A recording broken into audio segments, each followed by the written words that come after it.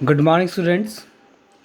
Today we will discuss a very important British policy which has helped them to dominate and improve their presence in India.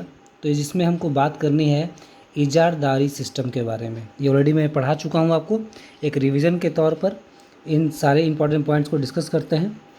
देखिए, when the East India Company obtained Diwani of Bihar, Bengal and Odisha, जब East India company को दीवानी rights मिल गए Bihar, Bengal and Orissa का, और आपको पता है कि ये 1765 में हुआ और ये काफ़ी इम्पॉर्टेंट था ब्रिटिशर्स के लिए।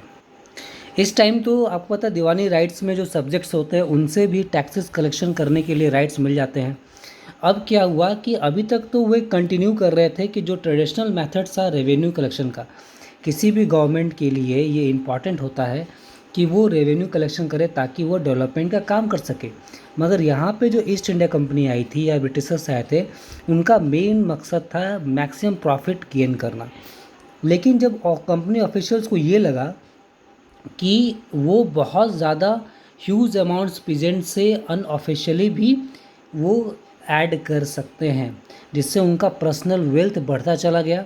इसकी वजह से ईस्ट इंडिया कंपनी के जो ऑफिसर्स है वो सोचे कि क्यों ना एक ऐसा सिस्टम लगाया जाए जिससे हमारी कंपनी का जो वेल्थ है, जो रेवेन्यू कलेक्शन है, वो इम्प्रूव हो जाए।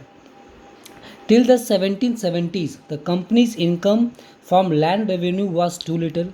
अब जो ज़मीन से जो रेवेन्यू आता था वो बहुत कम था, जो डिमिनिश होता चला गया क्योंकि बीच में फैमिन आया तो सूखा उखा पड़ने के कारण एग्रीकल्चर नहीं हो पाया, जिसकी वजह से बहुत सारा प्रॉब्लम फेस करना पड़ा फार्मर्स को, तो वो रेवेन्यू नहीं दे पाए। So here what they did, Warren Hastings ने इंट्रोड्यूस किया इजारदारी system, according to which the right to revenue collection was given to the highest bidder.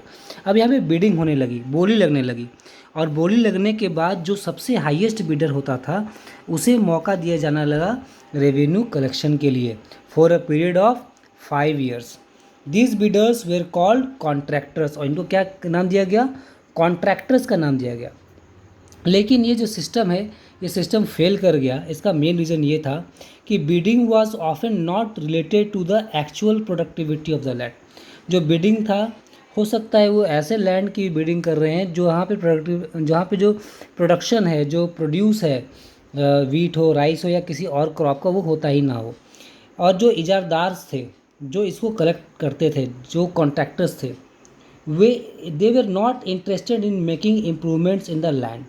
वो नहीं चाहते थे कि ज़मीन की कंडीशन को इम्प्रूव किया जाए। उनका सिर्फ और सिर्फ मकसद था रेवेन्यू कलेक्शन करने का।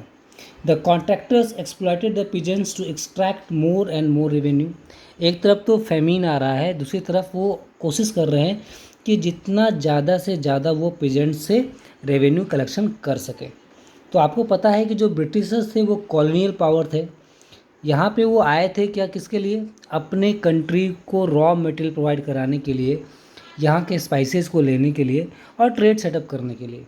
लेकिन you also know that when they secured political control over the Indian territories, धीरे धीरे जब वो इस लायक हो गए कि वो इंडियन टेरिटरी को कंट्रोल करने लगे, पॉलिटिकल मैटर्स को कंट्रोल करने लगे, तब उन्होंने क्या किया कि उनके ऊपर जो फिनेंशियल स्ट्रेन हो गया, जो फिनेंशियल बर्डन बढ़ता चला गया।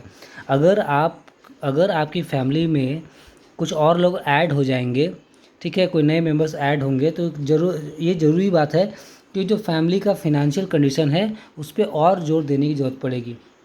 या आप कोई नया बिज़नेस स्टार्ट करते हैं या कोई नई चीज़ खरीदते हैं तो आपको पैसा ज़्यादा खर्च करना पड़ता है।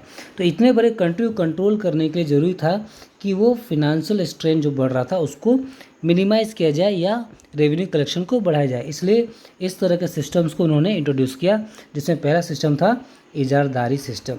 नेक्स्ट वीडियो में हम लोग सीखेंगे परमानेंट सेटलमेंट के बारे में और इसके बारे में सारी जानकारी लेंगे। So up to now we have discussed about the Ijazari system which was failed and the reasons are given here. You can read in your book also. Thank you.